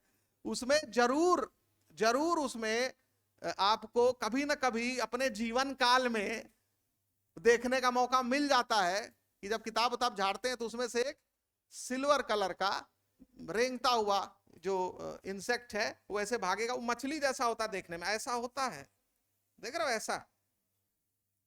ऐसा होता है वो, ऐसा कुछ देखा है, पूरा सिल्वर कलर का होता है और देखने में मछली जैसी इसकी बनावट है, लेकिन मछली तो है नहीं, तो नाम इसको कह देते हैं क्या, सिल्वर फिश। तो सिल्वर फिश क्या है, इंसेक्ट है, क्या है, इंसेक्ट। और सेलुलोज खाता है, क्या खाता है, क्योंकि पन्ना किसका बना हुआ है, सेलुलोज का बना, पेपर पल्प से, लकड़ी के पल्प से बनता है ना पन्ना, सेलुलोज होता है, तो ये सेलुलोज खाता है, ठीक है। तो ये ध्यान रखना। तो चलो, तो डायरेक्ट डेवलपमेंट तो लिख दिया, किसमें देखा जाता है, स्कॉर्पियन में। और इनडायरेक्ट डेवलपमेंट किसमें देखा जाता है, अभी बोला हूं इंसेक्ट्स में खास कर लिख लो, जैसे हनी बी है, बटरफ्लाई है, कैटरपिलर लार्वा सुना है ना, बटरफ्लाई लिख लो, हाउस फ्लाई लिख लो, हाउस फ्लाई, बटरफ्लाई, ये सब, ठीक है।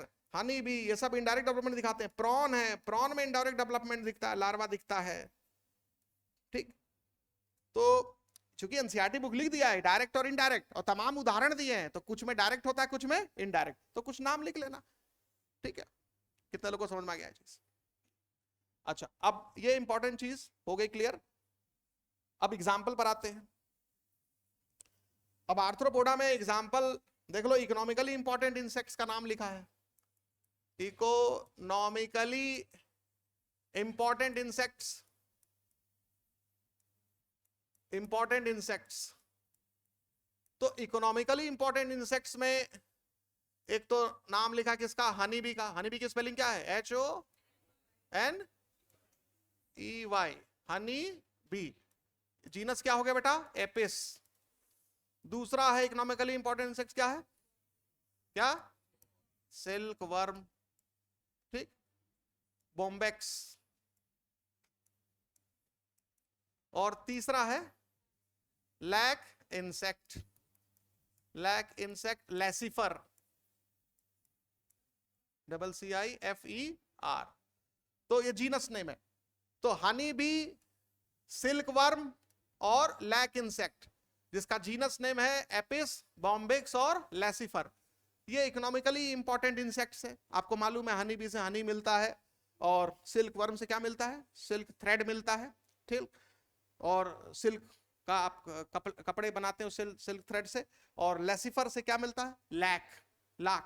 लैक जो होता है इंसुलेटर होता है, वो बिजली का जो सामान होता है वो बनाने के काम आता है, स्विचेस, प्लग्स, वो सब किसके बने होते हैं? लाख के बने होते हैं, ठीक है। तो ये हो गया इकोनॉमिकली इंपॉर्टेंट इंसेक्ट्स। और इसी तरह से कुछ इंसेक्ट्स जो होते हैं हार्मफुल होते हैं, वो वेक्टर के रूप में काम करते हैं। तो हार्मफुल इंसेक्ट्स में देख लें आप, हार्मफुल इंसेक्ट्स में बेटा, हार्मफुल इंसेक्ट्स में वेक्टर के रूप में काम आते हैं। वेक्टर्स के रूप में यानी कि जो पैथोजेंस को कैरी करके ले जाते हैं, बीमारी कॉज करने वाले एजेंट को कैरी करके ले जाते हैं। तो कैरियर ऑफ पैथोजेंस, इसको ऐसे भी लिख सकते हैं, कैरियर ऑफ पैथोजेंस, बीमारी को कॉज करने वाले एजेंट को कैरी करते हैं ये, इसीलिए इनको वेक्टर कहा जाता है। वेक्टर में मॉस्किटो का ही जिक्र है। किसका जिक्र है? मॉस्किटो का। मॉस्किटोज में 3 जीनस है जो कि वेक्टर के रूप में काम आते हैं, एनोफ्लीज,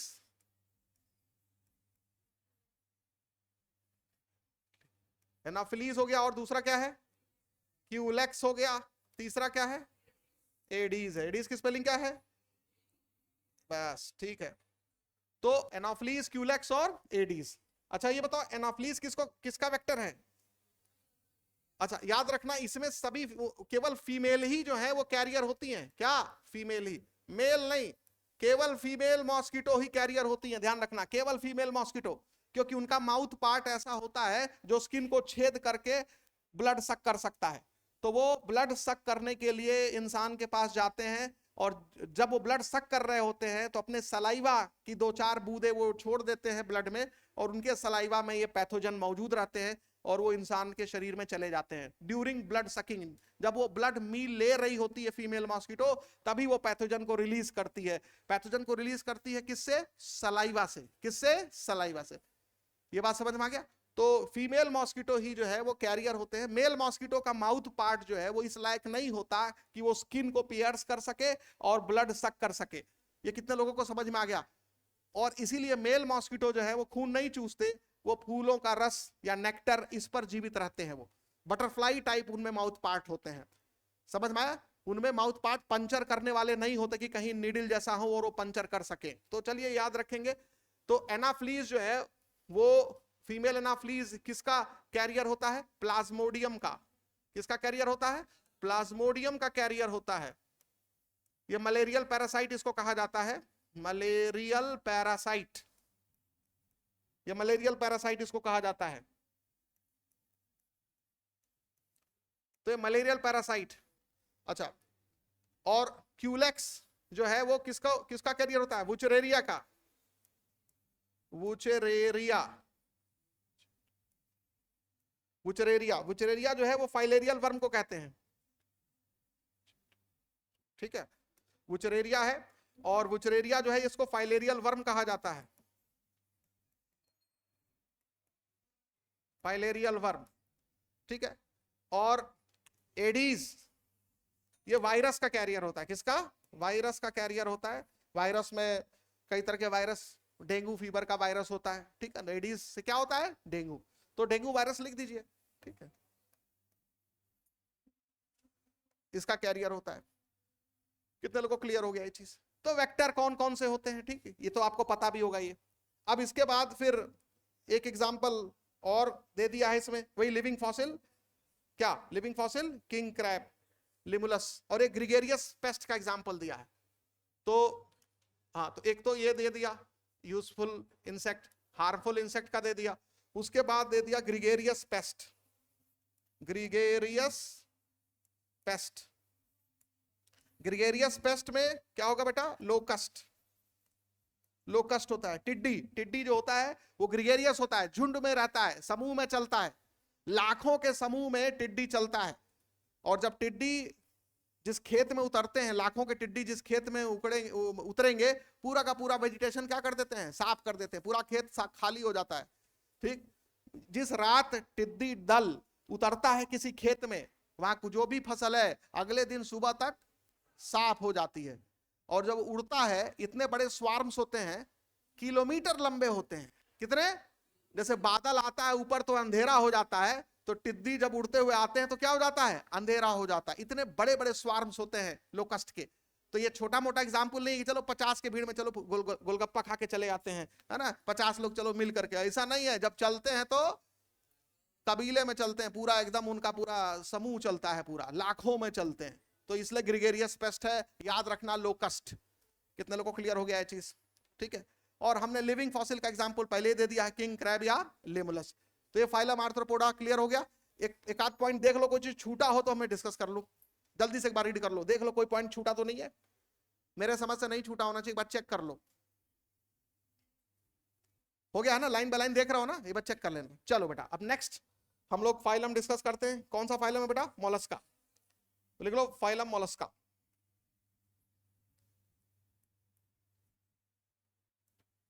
फाइलम मोलस्का, ठीक है बेटा। मोलस्का जो होता है ये सॉफ्ट बॉडीड एनिमल्स हैं, ये लिखा नहीं एनसीईआरटी बुक में।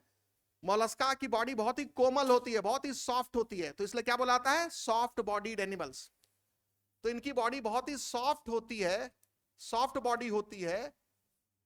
एनिमल हैविंग सॉफ्ट बॉडी, ऐसा भी लिख सकते हो, एनिमल हैविंग सॉफ्ट बॉडी, ठीक। इसी से शब्द आया है मोलस्का, ठीक है। तो एनिमल हैविंग सॉफ्ट बॉडी। केचुआ की बॉडी देखा ना, सॉफ्ट होता है, लेकिन तो खाली केचुआ का। जोंक की बॉडी देखोगे तो थोड़ा क्या मिलेगा आपको उसके रिस्पेक्ट में? हार्ड। नेरिस का क्या मिलेगा? थोड़ा हार्ड मिलेगा। लेकिन इसमें सभी मेंबर की बॉडी क्या होती है? सॉफ्ट होती है। ऑक्टोपस की बॉडी इतनी सॉफ्ट होती है कि छोटे से छेद से भी ऑक्टोपस, बड़ा से बड़ा ऑक्टोपस भी बहुत छोटे छोटे छोटे छेद से भी क्या हो जाता है? निकल जाता है। ये कभी देखा हो तुमने डिस्कवरी चैनल पर? बड़ा से बड़ा ऑक्टोपस बहुत छोटे बोतल में घुस जाता है। सोचोगे कैसे बोतल में घुस गया उतना बड़ा ऑक्टोपस? सोचो उसकी बॉडी इतनी सॉफ्ट होती है कि अपनी बॉडी को लपेट लपेट के एकदम चादर जैसा बना लेता, पतला, इतनी सॉफ्ट है। तो सॉफ्टनेस का अंदाजा देने के लिए एग्जांपल हमने दिया कि बॉडी अगर सॉफ्ट होगी तो जितना चाहे उतना सिकोड़ के पतला कर लेगा। कितने लोगों को मेरी बात समझ में आ गई? तो ये सॉफ्टनेस को उस तरह से देखिए। तो एनिमल हैविंग सॉफ्ट बॉडी, ठीक। अच्छा, ये सेकंड लार्जेस्ट फाइलम है। क्या लिख रहा है NCERT book? Second largest phylum है ये, सेकंड लार्जेस्ट फाइलम। और थर्ड लार्जेस्ट फाइलम कॉर्डेटा है, ध्यान रखना। First largest phylum arthropoda, second largest phylum Mollusca, और थर्ड लार्जेस्ट फाइलम क्या होगा? कॉर्डेटा होगा, वो आगे आएगा, ठीक है। अच्छा, उसके बाद तीसरा पॉइंट लिख रहा है, इनका हैबिटेट लिख रहा है। ये एक्वेटिक भी होते हैं और टेरेस्ट्रियल भी होते हैं, दोनों होते हैं। तो टेरेस्ट्रियल और एक्वेटिक लिख लीजिएगा, टेरेस्ट्रियल और एक्वेटिक। ऐसे तो आर्थ्रोपोडा में भी बताना चाहिए था, नहीं बताया वहां पर, कोई बात नहीं, चलिए ठीक है, यहां बता दिया। तो मोलस्का में कुछ मोलस्का टेरेस्ट्रियल होते हैं, कुछ मोलस्का क्या होते हैं? एक्वेटिक होते हैं। और एक्वेटिक में भी मरीन और फ्रेश वाटर दोनों कैटेगरी होती है, मरीन और फ्रेश वाटर। मरीन होता है और फ्रेश वाटर होता है, ठीक है। कुछ मोलस्का मरीन होते हैं, कुछ मोलस्का जो है फ्रेश वाटर में। जैसे ऑक्टोपस है, ऑक्टोपस क्या है, नदी में पाया जाता है, समुद्र में पाया जाता है, समुद्र में पाया जाता है। तो लिख लो एग्जाम्पल ताकि तुम्हारे दिमाग में रहे। तो मरीन का एग्जाम्पल हो गया ऑक्टोपस, ऑक्टोपस, ठीक है। और फ्रेश वाटर का एग्जाम्पल है स्नेल, बहुत सारे घेघे होते हैं पानी वाले, एक्वेटिक स्नेल होता है, पानी में पाए जाने वाला स्नेल, एक्वेटिक स्नेल, उसके कई नाम है, लेमनिया है, बहुत सारी स्पीशीज हैं, ठीक है। और फ्रेश वाटर में जो जमीन पर जो रेंगने वाला क्या है, घोघा होता है, ठीक है, तो हेलिक्स उसको बोलते हैं। तो टेरेस्ट्रियल जो होता है लैंड स्नेल होता है, यानी जमीन पर पाए जाने वाले घोघे अलग होते हैं, पानी में पाए जाने वाले घोघे अलग होते हैं, ये अलग स्पीशीज है। लेमनिया है, ये क्या है, हेलिक्स है, क्या है ये, हेलिक्स। तो हेलिक्स लिख सकते हो, हेलिक्स जो है वो लैंड स्नेल है, ठीक है। एग्जाम्पल, अब देखो, तो मोलस्का जो है वो टेरेस्ट्रियल भी होते हैं, एक्वेटिक भी होते हैं। एग्जाम्पल नहीं लिखा है, मैं खाली बस आपको आइडिया देने के लिए कुछ ये बता दिया। अब उसके बाद नॉर्मली वही लिखना है आपको कि इनमें क्या पाया जाता है, organ system level of organisation, organ system level of organisation, level of organisation हो गया। बाइलेटरल सिमिट्री देखी जाती है इसमें, बाइलेटरल सिमिट्री देखी जाती है। ये ट्रिप्लोब्लास्टिक होते हैं, ट्रिप्लोब्लास्टिक होते हैं, ये सीलोमेट होते हैं। और इनकी बॉडी साफ साफ लिख रहा अनसेगमेंटेड होती है, लिखा बॉडी अनसेगमेंटेड, मिला देखो ढूंढो, बॉडी क्या होती है, अनसेगमेंटेड। तो बॉडी अनसेगमेंटेड लिख ले रहा, बॉडी अनसेगमेंटेड,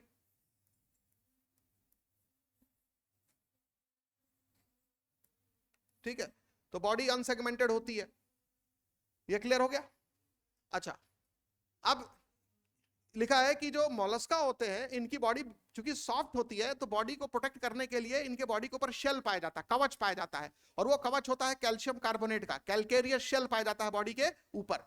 तो बॉडी के ऊपर कैलकेरियस शेल पाया जाता है, तो लिख लेंगे body is covered by calcareous shell. तो body is covered by calcareous shell, body is covered by calcareous shell, body is covered by calcareous shell, ठीक है, मतलब कैल्शियम कार्बोनेट का बना होता है, ठीक है, कैल्शियम कार्बोनेट का शेल बना होता है। और इनके बॉडी में 3 पार्ट होते हैं, इनके बॉडी में 3 पार्ट होते हैं। कौन कौन सा 3 पार्ट लिखा बेटा, हेड हो गया, मस्कुलर फुट और विसरल हम्प। तो याद रखना, head, muscular foot, muscular foot, और तीसरा लिख लेना visceral hump, visceral hump. Hump मतलब कुबड़, जैसे ऊंट का पीठ देखा है, ऊंट का पीठ में कुबड़ निकला रहता है ना, इसी तरह इनके बॉडी में भी कुबड़ निकला रहता है, तो कुबड़ को बोलते हैं हम्प। तो मोलस्का की जो बॉडी होती है, मोलस्का की जो बॉडी होती है उसमें 3 हिस्से होते हैं, हेड, मस्कुलर फुट और विसरल हम्प। अब देखो कैसा दिखता है इसकी बॉडी को, अगर तुम देखो तो ये मान लो इसका हेड है, ये इसका माउथ है, ठीक है, उसका तो ये विसरल हम्प है, ठीक, और ये मस्कुलर फुट है, ये हो गया मस्कुलर फुट। तो ये इसकी बॉडी में 3 पार्ट होते हैं, ये हो गया हेड, और ये टेंटिकल निकला रहता है, आगे डिस्कशन करेंगे अभी। ये पूरा जो कुबड़ जैसा स्ट्रक्चर निकला है ये हो गया विसरल हम्प, विसरल हम्प। और ये जो नीचे दिख रहा है ये मस्कुलर फुट है, इसी से रेंगते हैं जमीन पर, मस्कुलर फुट। तो हेड, विसरल हम्प और मस्कुलर फुट, कितने लोगों को समझ में आ गया ये चीज? ये इनके बॉडी में 3 पार्ट होते हैं, और इनके बॉडी के ऊपर, इनके बॉडी के ऊपर एक पतली सी thin spongy layer, soft spongy layer चढ़ी रहती है, जिसको मेंटल बोलते हैं। क्या बोलते हैं? मेंटल बोलते हैं। तो मेंटल नाम की एक लेयर जो है वो चढ़ी रहती है इनके बॉडी के ऊपर, ठीक है। तो ये मेंटल ऐसे ये मेंटल ऐसे दिखा दे रहा है, ये मेंटल पूरा आगे से लेकर के पीछे तक ये चढ़ी हुई है इनके बॉडी के ऊपर, ये मेंटल लेयर है, ठीक है। तो ये हरे रंग की जो लेयर दिखा रहे हैं बेटा, ये हो गया मेंटल। तो मेंटल क्या होता है, तो लिख लो, मेंटल जो है, मेंटल इज सॉफ्ट स्पंजी, क्या लिखा है, soft spongy layer of skin. तो soft spongy layer of skin, तो इनकी स्किन जो होती है उसको बोलते हैं मेंटल, ठीक है। तो मेंटल जो होता है soft spongy layer of skin, mental, ठीक है। ये हो गया। अब ये मेंटल जो है वो सिक्रीट करता है शेल को, यही मेंटल क्या सिक्रीट करता है, शेल को। तो ये जो शेल इनके ऊपर दिखाना पड़ेगा ना, तो ये जो शेल देख रहे हो ऊपर, ये जो शेल दिख रहा है, ये शेल है, ये इनके ऊपर जो कवच दिख रहा है, ये कवच कैल्शियम कार्बोनेट का, ये मेंटल ही सिक्रीट करता है।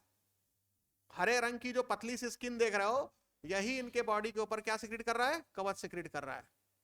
तो ये शेल हो गया, ठीक है, ये ध्यान रखना। तो ये चीज हो गया शेल,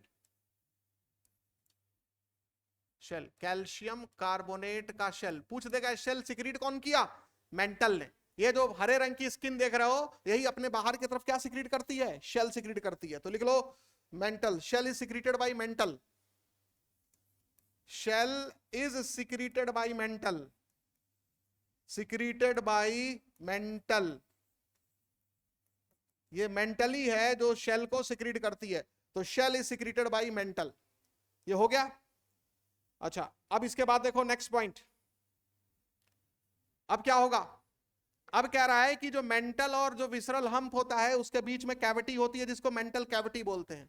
देख लो हरी लाइन और ये जो पीले रंग की लाइन है थोड़ी सी, इसके बीच में कौन सी कैविटी है, मेंटल कैविटी। लेकिन ये मेंटल कैविटी ज्यादा विकसित पीछे की तरफ होती है, तो इस कैविटी को लिख लेना मेंटल कैविटी, मेंटल कैविटी। तो पूछेगा मेंटल कैविटी किसके बीच की कैविटी है, बोलोगे विसरल हम्प और मेंटल के बीच की। तो लिख लो mantle cavity is the cavity between, क्या, हाँ, कैविटी बिटवीन, किसके बीच की कैविटी है, mantle and visceral hump, visceral hump. तो cavity between mantle and visceral hump. बेटा हरी लाइन और पीली लाइन के बीच में जो पतला सा देखो स्पेस दिख रहा है ना, ये कैविटी है, लेकिन ये कैविटी पीछे की तरफ ज्यादा बड़ी है। ये एंटीरियर पार्ट है, ये क्या है, पोस्टीरियर। बेटा ये एंटीरियर पार्ट है, ध्यान रखना, हेड जिधर है एंटीरियर एंड है, और ये कौन सा एंड है, पोस्टीरियर एंड है। तो मेंटल कैविटी किस एंड पर ज्यादा विकसित दिखाई देगी, पोस्टीरियर एंड पर दिखाई देगी। देख रहा है बड़ी सी कैविटी दिख रही है, तो ये वास्तव में मेंटल कैविटी इसी को बोलते हैं, क्योंकि ये जो मेंटल है और विसरल हम्प एक दूसरे से चिपके रहते हैं। थोड़ा बहुत बीच में गैप हो सकता है, लेकिन वो गैप जैसे से पीछे आएंगे बढ़ता जाएगा, तो पीछे ये मेंटल कैविटी ज्यादा डेवलप्ड होती है। कितने लोग को समझ में आ गया। तो mental cavity is the cavity between mantle and visceral hump. तो ये विसरल हम्प और मेंटल के बीच की कैविटी है। मेंटल क्या होता है, स्किन होता है, सॉफ्ट स्पंजी लेयर, स्पंज जैसा होता है, सॉफ्ट होता है। और ये मोलस्का का स्किन है, और ये अपने स्किन के बाहर एक्सोस्केलेटन सिक्रीट करता है। किसका एक्सोस्केलेटन सिक्रीट करता है, कैल्शियम कार्बोनेट का एक्सोस्केलेटन सिक्रीट करता है। ये कितने लोगों को क्लियर हो गया ये, ठीक है। तो अब इसके बाद देखो नेक्स्ट पॉइंट कह रहा है कि ये जो मेंटल कैविटी होती है, इसी मेंटल कैविटी में लीफ लाइक गिल्स पाए जाते हैं। क्या पाए जाते हैं, लीफ लाइक गिल्स। इस मेंटल कैविटी में लीफ लाइक गिल्स होता है, मेंटल कैविटी में लीफ लाइक गिल्स होते हैं, लीफ लाइक स्ट्रक्चर होता है जिसको गिल कहते हैं। तो कुछ लिखा है कि नहीं लिखा है, हाँ, लीफ लाइक, उसको फेदर भी लिख लेना, फेदर लीफ किताबों में लिखा रहता है, ठीक है, फेदर लाइक गिल्स। तो लीफ लाइक या फेदर लाइक गिल्स कहां मिलेगा, मेंटल कैविटी में, ठीक है। तो फेदर लाइक या लीफ लाइक गिल्स आपको मिलेगा मेंटल कैविटी में। अब देखो, तो ये जो फेदर लाइक गिल्स मिल रहा है, ठीक है, फेदर लाइक गिल्स मिल रहा है, ये मेंटल कैविटी में मिल रहा है, ठीक। और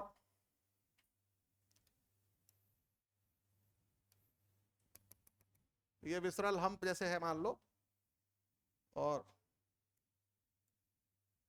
ये देखो ये मेंटल है, थोड़ा बड़ा बना दिया, ठीक है। और ये जो कैविटी है बेटा कौन सी कैविटी है? मेंटल कैविटी है, मेंटल कैविटी है, ठीक है। और ये जो आपको दिख रहा है ये है feather like gills, feather like gills. बेटा नाम है इसका गिल, लेकिन ये दो काम में मदद करता है, एक्सक्रीशन और रिस्पायरेशन दोनों में। तो फेदर लाइक गिल का डुअल रोल है, याद रखना, डुअल रोल, ये याद रखना। कौन सा दो काम होता है? रिस्पिरेशन और एक्सक्रीशन।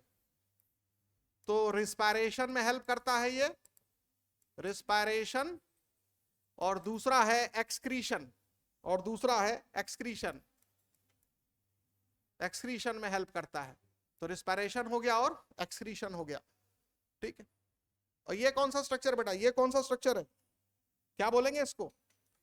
हाँ ये क्या है? विसरल हम्प है, ये विसरल हम्प है, विसरल हम्प है। और नीचे क्या है? ये क्या है?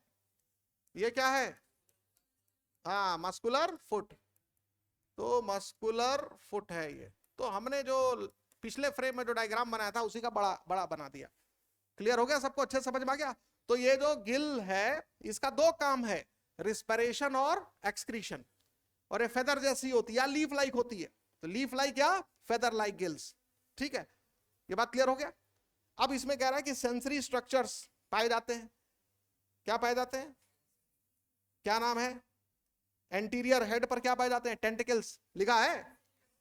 क्या लिखा है? खाली टेंटिकल लिखा है कि आईज भी लिखा है? कुछ नहीं लिखा आईज, सेंसरी टेंटिकल्स। तो लिख लोगे सेंसरी टेंटिकल्स पाए जाते हैं, वो मैं डायग्राम में बना चुका हूं। ऑन हेड लिख लेना, हेड एंटीरियर साइड में होता है तो एंटीरियर हेड लिखने की क्या जरूरत है? तो सेंसरी टेंटिकल्स ऑन हेड, समझ में आ गया? तो मान लीजिए ये हेड है इनका, ये ठीक है, तो इसके ऊपर ये सेंसरी टेंटिकल्स पाए जाते हैं, ये इस तरह से, ठीक है। और ये आईज है, ठीक है, ये आईज है। तो सेंसरी टेंटिकल्स ये है,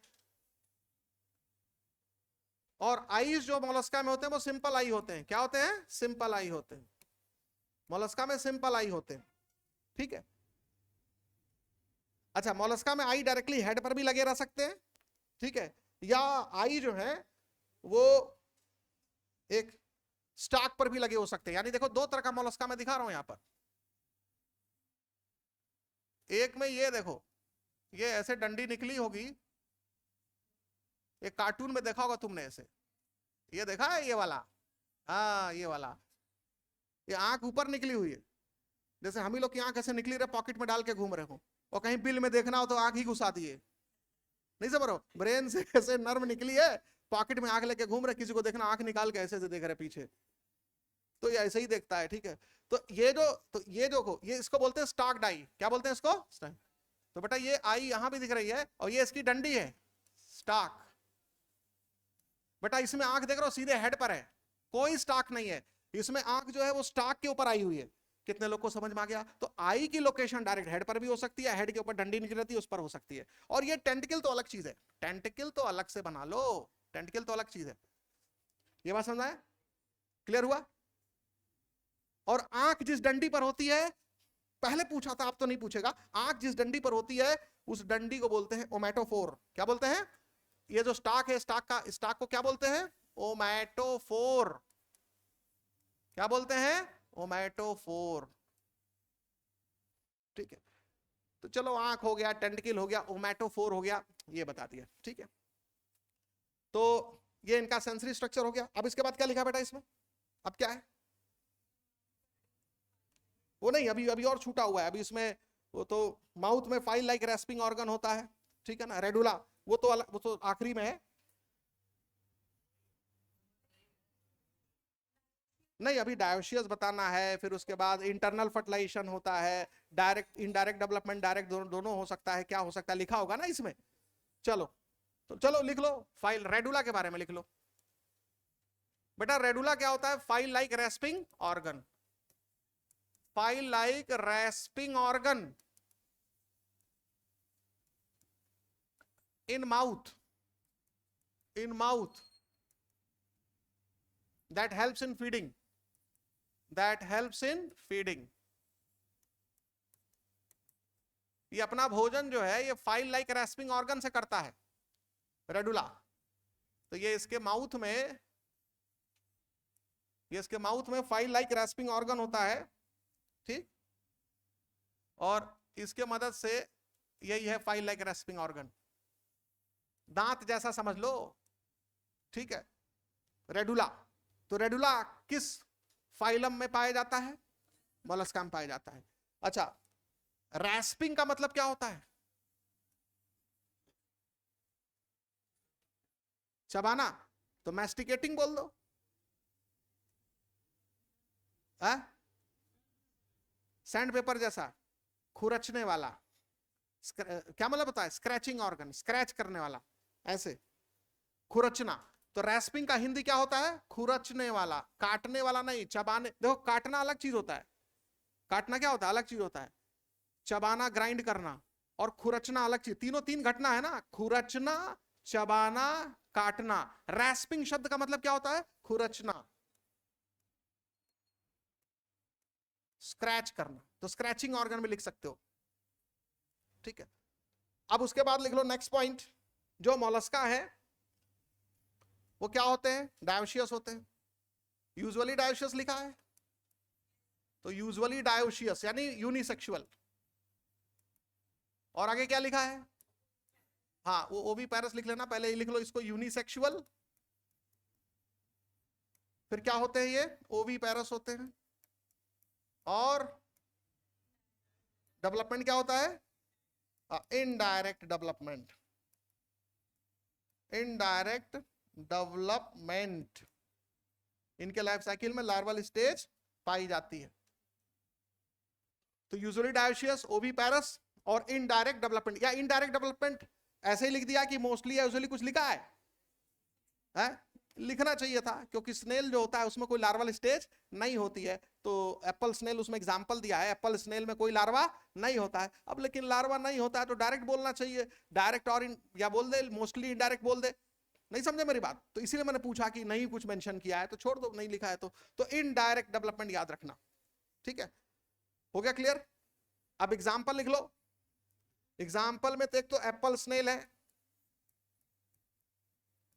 एप्पल स्नेल पहला हो गया।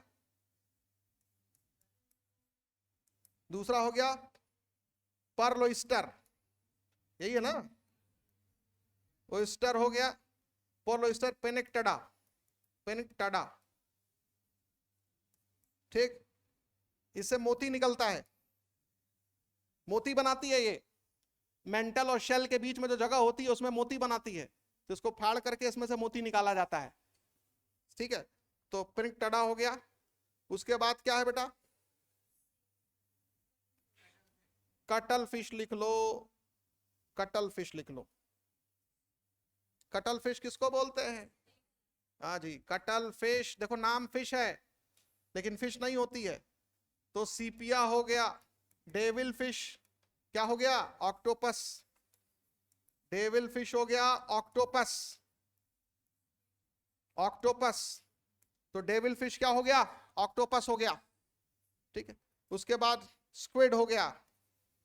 स्क्विड जो है लोलिगो को कहते हैं, लोलिगो, नाम याद रखना, लोलिगो। तो Sepia, octopus, Loligo, cuttlefish, devil fish और स्क्विड, ये तीन नाम याद रखना, ठीक। और इधर एप्पल स्नेल पाइला हो गया, पर्ल ओयस्टर क्या हो गया? पेनिक्टेडा हो गया। उसके बाद टस्क सेल, डेंटेलियम को कहते हैं। टस्क सेल किसको बोलते हैं? डेंटेलियम को। टस्क शेल, ये लिख देते हैं, टस्क शेल डेंटेलियम को कहते हैं, डेंटेलियम, ठीक है। और हाथी का दांत देखा? हाथी का दांत वैसे ही इसका शेल होता है, मतलब ये जो टस्क सेल होगा वैसे ही दिखता है। ये ऐसा ऐसा मोलस्क है। ये इसका हेड निकला रहता है बाहर, ये मस्कुलर फुट है, ये इसमें चलता है। ये इसका विसरल हम देखो अंदर यहां तक होता है, ये इतना बड़ा सा लेके हाथी के दांत जैसा ऐसे चलता रहता है जमीन पर। क्या नाम है इसका? Tusk cell. और स्नेल तुम लोग जानते हो कैसे चलते हैं, स्नेल तो देखा ही होगा तुमने, ऐसे ही होता है ना स्नेल। तो ये स्नेल है, ये इसके अंदर अपना हेड निकाल करके ऐसे मस्कुलर फुट से चलता है, ये रेंगता हुआ, ये इसका विसरल हम अंदर है इसके ऐसे। तो देखो शेल कैसा शेप दिख रहा है, ये हाथी के दांत जैसा दिख रहा है शेल डेंटेलियम का, इसीलिए इसका नाम क्या पड़ गया, टस्क शेल। कितने लोगों को समझ में आ गया ये चीज? तो हर चीज के पीछे कुछ वजह है नाम देने का, ठीक है। इसके अलावा और भी एग्जाम्पल है बेटा, क्या है, क्या एग्जाम्पल है? सी हेयर अप्लाइसिया, अप्लाइसिया है सी हेयर। हेयर क्या होता है, सी हेयर क्या होता है, HARE, खरगोश जैसा होता है। खरगोश रैबिट और हेयर में अंतर है, ठीक है थोड़ा, पर रैबिट जैसा होता है ऐसे समझ लो, तो सी हेयर हो गया। अच्छा उसके बाद है क्या, काइटन, हाँ काइटन लिख लेते हैं यहां। काइटन का क्या नाम है बेटा, है का कीटो, कीटो प्लूरा। क्या स्पेलिंग है कीटो प्लूरा की, CHAETOPLURA।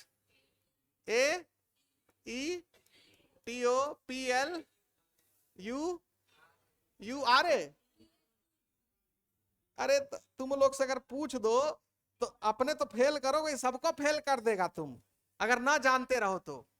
फिर से बोलो, CHAETOP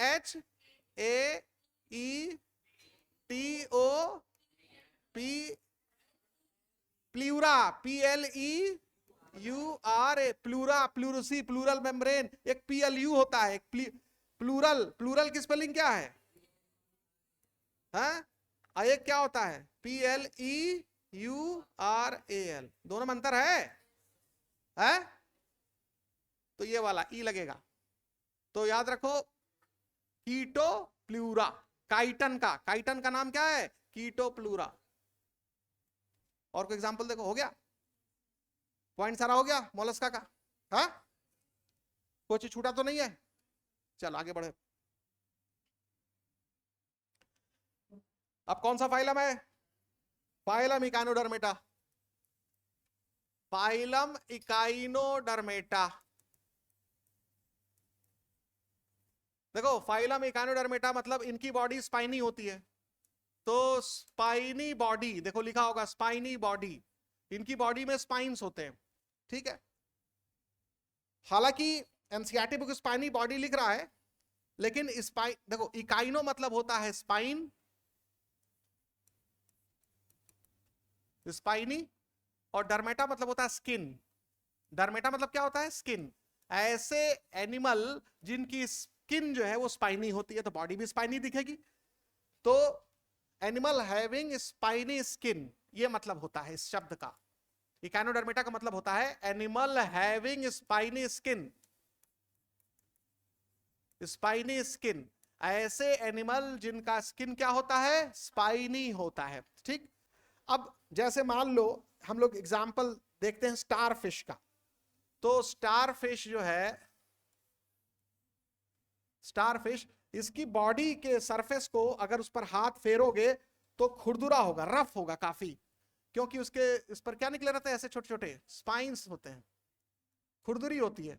और ये स्पाइन स्किन के नीचे होते हैं, कहां होते हैं, स्किन के नीचे होते हैं, स्किन उभरी होती है इन जगहों पर, ठीक है ना। तो ये स्पाइनी स्किन दिख रहा है। यानी अब देखो अगर इनका स्किन को उठाओ या स्किन के नीचे जाओ, सपोज करो ये एक आर्म है, ये ऐसे आर्म ऐसे देख रहे हो, ये स्पाइन निकले होते हैं, ये आर्म है स्टारफिश का, ये मान लो आर्म है एक, ये आर्म लिख लेते हैं, arm of starfish for example, हम समझाने के लिए बना रहे हैं।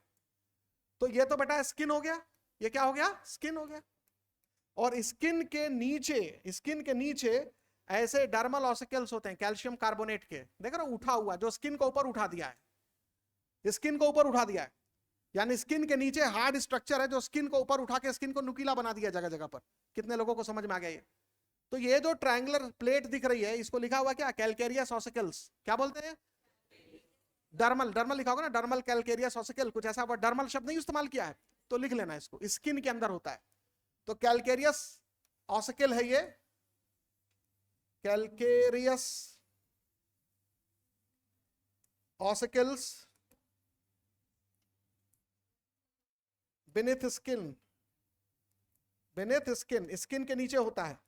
और ये एंडोस्केल्टन होता है, क्या होता है इनका, ये क्या होता है ये इनका, तो कुछ एंडोस्केल्टन जैसा लिखा है कि नहीं लिखा है, लिखा है ना। तो कैलकेरियस ऑसिकल जो होता है वो एंडोस्केल्टन के रूप में पाया जाता है। ये एंडोस्केल्टन है बेटा। ऊपर स्किन है, हरे रंग की क्या दिख रही है, स्किन। उसके अंदर ट्रायंगुलर प्लेट दिख रही है, वो किसका बना है, कैल्शियम कार्बोनेट का। वो स्किन को ऊपर उठा ली है, तो जब ऊपर से हाथ फेरोगे तो क्या होगा, खुरदुरा दिखेगा, रफ दिखेगा। कितने लोगों को समझ में आ गया ये चीज। तो इसी वजह से इनको इकाइनोडर्मेटा कहते हैं, ऐसे एनिमल जिनकी स्किन स्पाइनी है। क्यों इनकी स्किन स्पाइनी है, क्योंकि इनमें स्किन के नीचे एक डर्मल ऑसिकल जो है वो फैला रहता है, और वो एंडोस्केल्टन होता है, जिसके वजह से स्किन को ऊपर उठा देता है, और स्किन के ऊपर जब हाथ फेरते हो तो वो रफ दिखता है स्किन। ये बात समझ में आ गया, ठीक। अच्छा, अब इसके बाद दूसरी जो चीज याद रखनी है, ये तो सबसे इंपॉर्टेंट पॉइंट था। उसके बाद दूसरी जो चीज याद रखनी है कि ये केवल समुद्र में पाए जाते हैं, एक्सक्लूसिवली मराइन, याद रखना, एक्सक्लूसिवली मराइन। इनका कोई भी मेंबर फ्रेश वाटर या लैंड पर नहीं पाया जाता है। तो एक्सक्लूसिवली मराइन होते हैं, ये केवल समुद्र में पाए जाते हैं, ध्यान रखना, केवल समुद्र में पाए जाते हैं, ठीक। और क्या है, अब इसके बाद नेक्स्ट पॉइंट मेंशन कर लेंगे भाई, organ system level of organisation. Organ system level of organisation देखा जाता है इनमें। ये ट्रिप्लोब्लास्टिक होते हैं, ट्रिप्लोब्लास्टिक होते हैं। ये सीलोमेट होते हैं, सीलोमेट होते हैं। इनके लार्वा बाइलेटरल सिमेट्री दिखाते हैं, लेकिन एडल्ट क्या होते हैं, रेडियल सिमेट्री दिखाते हैं। लिखा है ना, adult are radially symmetrical but larva show bilateral symmetry. तो एडल्ट्स, जो इनके एडल्ट्स होते हैं वो रेडियल सिमेट्री दिखाते हैं, रेडियल सिमेट्री दिखाते हैं, ठीक। लेकिन वही मेंशन कर दिया है, इनका जो लार्वा होता है, लार्वा मतलब उनके जो जुवेनाइल होते हैं, यंग वंस, वो कौन सी सिमेट्री दिखाते हैं, बाइलेटरल सिमेट्री दिखाते हैं। बेटा एनसीईआरटी बुक लार्वा लिखा है, जुवेनाइल लिखा है, यंग वन लिखा है, क्या लिखा है, लार्वा। तो लार्वा ही लिखा है हमने। तो लार्वा जो है वो बाइलेटरल सिमेट्री दिखाते हैं, ये भूलना नहीं। यानी फाइलम इकाइनोडर्मेटा में जो एडल्ट होते हैं, ध्यान रखना, जो एडल्ट होते हैं वो रेडियल सिमेट्री दिखाते हैं, लेकिन जो लार्वा होंगे वो बाइलेटरल सिमेट्री दिखाएंगे। देखो रेडियल सिमेट्री कौन दिखा रहा है बेटा, एडल्ट। लार्वा कौन सी सिमेट्री दिखा रहा है, बाइलेटरल सिमेट्री दिखा रहा है। तो याद कर लेना, लार्वा बाइलेटरल सिमेट्री दिखाते हैं और एडल्ट क्या है, रेडियल सिमेट्री दिखाते हैं। बाकी ये सारा जनरल पॉइंट आपने लिख ही दिया है। इनमें भी सेगमेंटेशन नहीं होता है, लिखा हो चाहे ना लिखा हो, नो सेगमेंटेशन। वो तो पीछे टेबल में लिख ही दिया है, नो सेगमेंटेशन। तो यहां भी लिख देना no segmentation, body unsegmented, no segmentation. इनमें भी सेगमेंटेशन नहीं देखा जाता है, ठीक है। तो इनमें भी सेगमेंटेशन नहीं देखा जाता है। हो गया। अच्छा, अब इसके बाद यहां मेंशन कर लेना कि इसमें डाइजेस्टिव सिस्टम कंप्लीट होता है। एलिमेंट्री कैनाल क्या होता है, कंप्लीट। तो एलिमेंट्री कैनाल या गट जो होगा वो कंप्लीट होगा। अब एक चीज और तुमको समझा दे, कंप्लीट एलिमेंट्री कैनाल एस्के हेलमिंथेस से मिलना शुरू हो जाता है। कहां से मिलना शुरू हो जाता है, एस्के हेलमिंथेस से। देखो पोरीफेरा में तो होता नहीं, एब्सेंट डाइजेस्टिव सिस्टम। सीलेंट्रेटा में भी गैस्ट्रोवेस्कुलर कैविटी है, उसी को मान लेते हैं एलिमेंट्री कैनाल जैसा, इनकम्प्लीट। टीनोफोरा में भी इनकम्प्लीट, एक ही छेद होता है। प्लेटीहेलमिंथेस में भी इनकम्प्लीट, या तो एब्सेंट या तो इनकम्प्लीट। किस प्लेटीहेलमिंथेस में एब्सेंट होता है, टीनिया में, प्लेनेरिया में, टीनिया में एब्सेंट होता है। तो वही तो लिखा ना, अपने स्किन से एब्सॉर्ब करते हैं न्यूट्रिएंट को। प्लेटीहेलमिंथेस जब पढ़ाया था तो बताया था ना कि some members directly absorb food through their body surface. क्यों, क्योंकि उनमें उसमें माउथ ही नहीं होता, एलिमेंट्री कैनाल ही नहीं होता, ठीक है। तो टीनिया में एलिमेंट्री कैनाल नहीं होता, गट नहीं होता। लेकिन दूसरे जो प्लेटीहेलमिंथ हैं जैसे फैसियोला है, प्लेनेरिया है, उसमें एलिमेंट्री कैनाल होगा, लेकिन एक ही ओपनिंग होगा, एक ही ओपनिंग होगा, इसलिए इनकम्प्लीट एलिमेंट्री कैनाल होगा। तो जाओ पीछे पलटो जरा, कॉर्डेटा वाला पलटो पीछे, कॉर्डेटा के बाद वाला जो टेबल है जरा देख लो। डाइजेस्टिव सिस्टम, डाइजेस्टिव सिस्टम देखो, लिखा है पोरीफेरा में एब्सेंट, मिला। सीलेंट्रेटा, टीनोफोरा में इनकम्प्लीट, प्लेटीहेलमिंथेस में इनकम्प्लीट, मिला। फिर एस के हेलमिंथेस से लेकर के पूरा देखो कॉर्डेटा तक क्या लिखा है, कंप्लीट है। क्या लिखा है, कंप्लीट लिखा है। ये बात समझ में आया? सीधा बैठो बेटा, सीधा बैठो, सीधा बैठो। हाँ, इनकम्प्लीट और कंप्लीट, ये ध्यान रखना, ठीक है। तो कहां से कंप्लीट शुरू हुआ, कहां से, एस्केलमेंथीस से।